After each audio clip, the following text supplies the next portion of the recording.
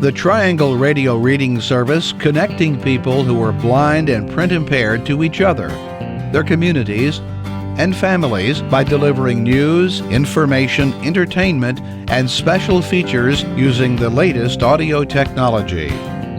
I actually was introduced to the world of the blind through a student that I worked with at Wake Tech. And by working with her through her math classes and experiencing firsthand the frustration that a student can go through when they are trying to do their work, I always tell people it took a blind person to help me see.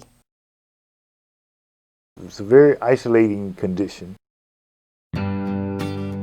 The Triangle Radio Reading Service began broadcasting newspaper articles to the blind and print-impaired community in 1983 with just a handful of volunteers.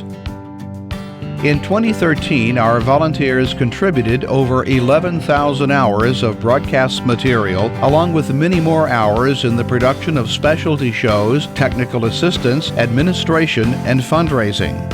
As technology evolved, TRRS expanded from special receivers used to hear broadcasts to community TV, and now the Triangle Radio Reading Service is connecting the world through the Internet.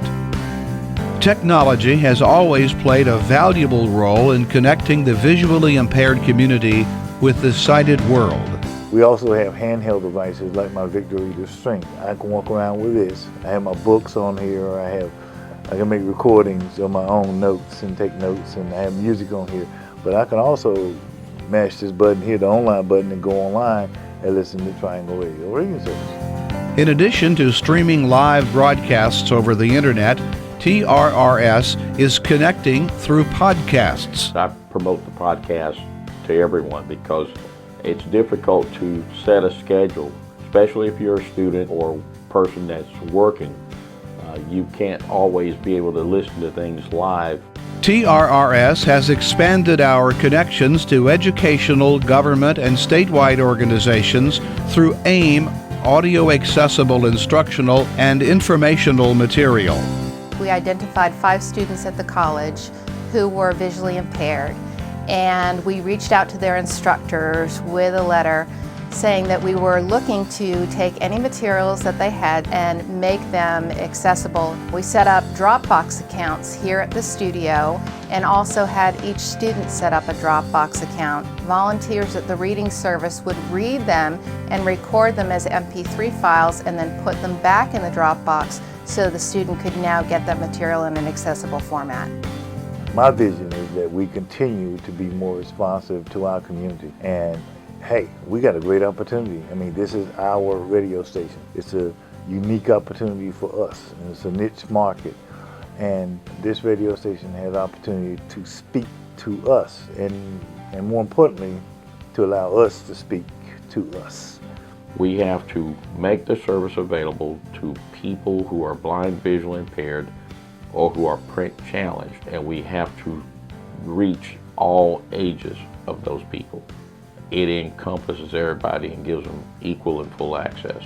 That's where we're headed. The train is on a firm track now, and it's really gaining momentum. There is tremendous potential for TRRS to help and serve children with literacy needs.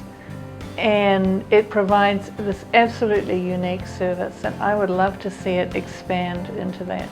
It's a great literacy teaching tool because I can have someone reading a newspaper, and where else can I go to get a newspaper read, right? And I can have that newspaper in front of me with a kid, and I can say, here's the article, here's somebody speaking it, we can read it together.